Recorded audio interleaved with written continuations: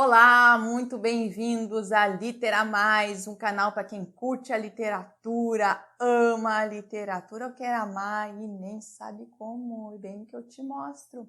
E o vídeo de hoje é sobre o livro Terra Sonâmbula, do moçambicano Mia Couto. Terra Sonâmbula, ele foi publicado em 1992. O vídeo será dividido em duas partes. A primeira parte eu vou falar do autor e o contexto da obra, mais o enredo geral, sem spoilers, com dicas para auxiliar a sua leitura. E a segunda parte, que é um vídeo 2, eu vou falar sobre o enredo, vou falar de um resumo do livro, com spoilers e com análise. Então vamos à parte 1. Vamos falar sobre o autor, um pouquinho sobre o autor e o contexto da obra do Mia Couto, né? O poeta que escreve em prosa. Mia é o pseudônimo para o Antônio Emílio Leite Couto, né? Ele é escritor, jornalista e o biólogo moçambicano. Ele largou a medicina para fazer jornalismo, enquanto participava dos movimentos para a independência de Moçambique. E a independência é em 25 de junho de 1975. Inclusive terá um personagem cujo nome, o Junito, é em razão desta data, né? O Terra Sonâmbula, ele é o primeiro romance do Mia. Antes ele teve trabalhos no conto e na poesia, como Vozes Anoitecidas e Histórias Abençonhadas.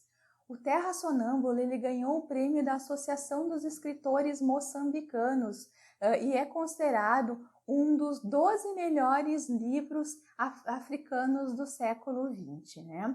O Mia Couto, ele foi muito influenciado pelos brasileiros, o Guimarães Rosa, né, principalmente pelas obras O Grande Sertão Veredas e Sagarana também, e também por Jorge Amado.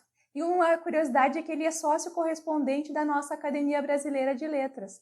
O que é o sócio correspondente? Né? A academia tem um quadro de sócios correspondentes que é formado por 20 escritores de diversos países, escolhidos por indicação de algum membro efetivo brasileiro. Então, os eleitos para ter esse título, né, recebem um título honorífico e eles representam a ABL no exterior. Né? Vamos falar do Terra Sonâmbula, então. O pano de fundo para esse romance é a Guerra de Moçambique. O país teve 2 momentos de guerra, de 64 a 75, que culminou da independência do país, né? É um conflito que teve a Frente de Libertação Nacional, a Frelimo e as Forças Armadas de Portugal, daí o país se independentiza de Portugal. E depois de 75 começou um problema econômico, tudo, e culminou também com a Guerra Civil, que foi de 75 a 92. O livro, então, ele foi publicado em 92. Então, no final dessa guerra, né, com Moçambique tentando encontrar um destino, né? Então, tentar encontrar narrativas para além da devastação da guerra e também trazendo a guerra, né? Mas ele não é um livro épico com cenas de batalhas, mas a guerra ela é retratada como um pano de fundo para encontrar histórias reais ou inventadas, e também histórias que têm a fuga e são metáforas, é um sentido figurado para as vidas dos personagens ali e as vidas dos próprios moçambicanos, né? Nós já falamos sobre o autor e o contexto da obra, né, o plano de fundo, e agora vamos falar sobre o enredo geral sem spoilers, né, com dicas para auxiliar a sua leitura do Terra Sonâmbula. Então, ele possui 2 narrativas. A primeira, que é a história de um senhor, o Tuahir, e um menino Mundinga, que o leitor irá descobrir que tipo de relação eles vão ter. E a segunda narrativa é sobre a vida de Kinzo, da infância à vida adulta, através de cadernos que o garoto Mundinga ele vai encontrar próximo ao ônibus abandonado, né? Eles chamam de machimbombo, a gente tem que procurar o que é essa palavra, usar lá o glossário, onde ele e o velho Tuahir irão se abrigar em meio à guerra.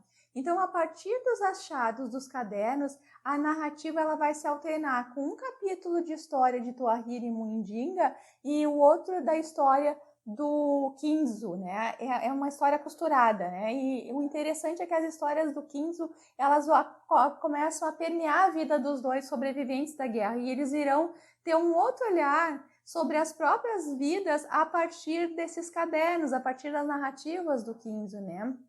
E gente, para quem gosta assim de história diferente, histórias que está aberta à fantasia, a narrativa é um prato cheio. Ela é muito bacana nesse sentido mesmo. Quem curte assim histórias onde a realidade, o sonho e a fantasia se misturam, né? Aqueles elementos que se diz até do realismo fantástico. Bem, essa história é imperdível, né? Essa história não.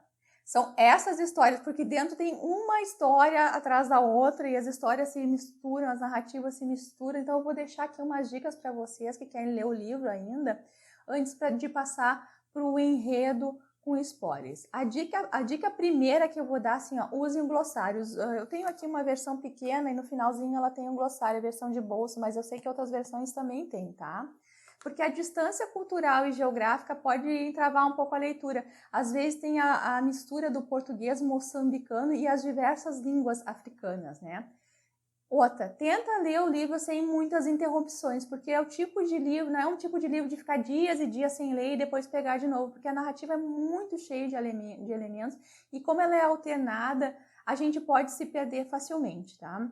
Uma outra coisa, assim, ó, usem um lápis, tá? Não tenho pena de rabiscar. O meu Terra Sonâmbula, ele tá todo rabiscado, tá? Tem gente que não gosta, bom, tudo bem, respeito.